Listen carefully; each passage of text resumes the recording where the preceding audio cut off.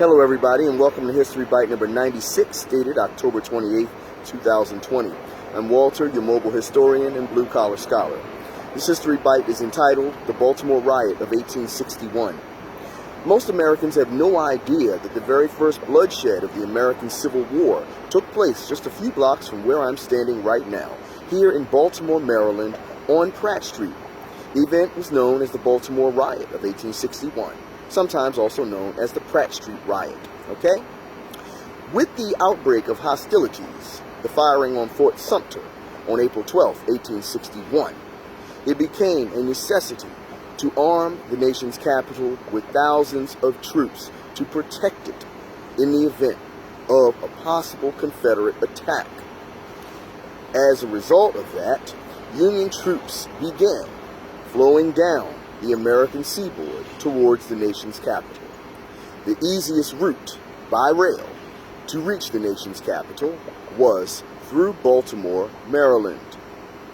With respect to this riot, other troops had indeed passed through Baltimore without incident, but the 6th Massachusetts Regiment were not so fortunate. On April 17, 1861, this regiment departed Boston, arrived in New York, and then Philadelphia. Upon their departure from Philadelphia on April the 19th, their commander was warned, and he passed the warning along to his troops, that they would likely encounter serious resistance once they arrived in Baltimore. For the record, Baltimore, and Maryland in general, although remaining a part of the Union, was not enthusiastic about the prospect of Union troops passing through their territory. And as a result, there was a lot of pro-Confederate sympathy here. Confederate sympathy that is very downplayed in the modern times. All right? So, with that in mind, when the troops arrived in Baltimore, they disembarked from their train, okay? And this was via the Philadelphia, Wilmington, and Baltimore Railroad. As with a lot of cities at the time, Baltimore did not allow trains to run directly through the city center. Of course, there was a significant fire hazard in doing that, okay? So, the train which had to take the troops across the city was horse-drawn. Once the troops were taken across the city, they would then connect to their next train via the Baltimore and Ohio, aka B&O Railroad, which would allow them to continue their journey south to Washington, D.C. So after disembarking from their train from the PWB Railroad at the President Street Station, which by the way is now the home of the Baltimore Civil War Museum, where I currently docent at, the troops, about 240 of them, boarded the horse-drawn train to take them across Pratt Street, where they would then board their next train at the Camden Station, where for the B&O Railroad track south to D.C. Okay, so after boarding that horse-drawn train, they began to move across Pratt Street, where they very soon encountered a very angry and very vengeful mob. Okay. It became so intense that the mob attacked the train and blocked the tracks, preventing it from moving any further. That said, the troops of the 6th Massachusetts and a Pennsylvania regiment had to get out of the train and continue the journey on foot. As the troops marched, they soon found themselves surrounded by even more angry Baltimoreans who were very resentful at their presence. Not long thereafter, those angry Baltimoreans started throwing bricks, sticks, rocks, oyster shells, and other objects at the troops, who then aimed their guns and fired into the crowd. All right? This, while knocking quite a few people down, ignited a huge brawl between the troops, the angry mob, and the Baltimore police. All right?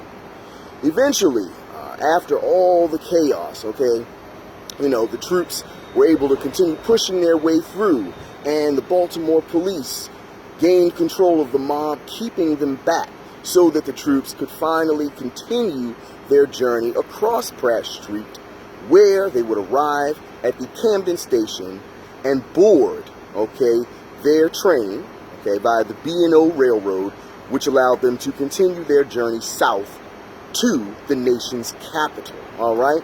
The situation was so hectic, chaotic to the core, that they left most of their equipment behind, okay? As a result of the Baltimore Riot of 1861, 4 soldiers of the 6th Massachusetts were killed, okay? And 36 were wounded. Of the crowd, which of the 6th Massachusetts fired into, of that crowd, approximately 12 people were killed and hundreds more wounded. Okay, those are estimates, but it is highly likely that a lot more than that were killed and wounded. All right. So this event, although the clash did not take place between 2 armies, but instead between the 6th Massachusetts Regiment, okay, a Union regiment, of course, and the angry crowds in Baltimore, okay, and you had fatalities here. This was the first official clash, okay, of the American Civil War between Union troops and thus a pro-Confederate mob. And this is the first essential bloodshed of the American Civil War, okay? Like I said, although not between armies, it is the first time, okay, individuals were killed as a result of soldiers discharging their weapons, okay? And that is why this event is viewed as the first official bloodshed of the American Civil War, the Baltimore Riot of 1861. This took place on the 19th of April, 1861, which was the 86th anniversary, if you recall, of the opening military engagements of the American Revolutionary War at Lexington and Concord, which took place on the 19th of April, 1775 in Massachusetts, okay?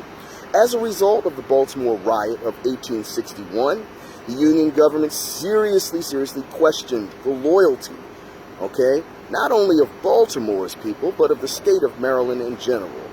And this riot would lead directly, not long thereafter, to a very tense and very heavy Union occupation of Baltimore and the state of Maryland as a whole for the duration of the American Civil War.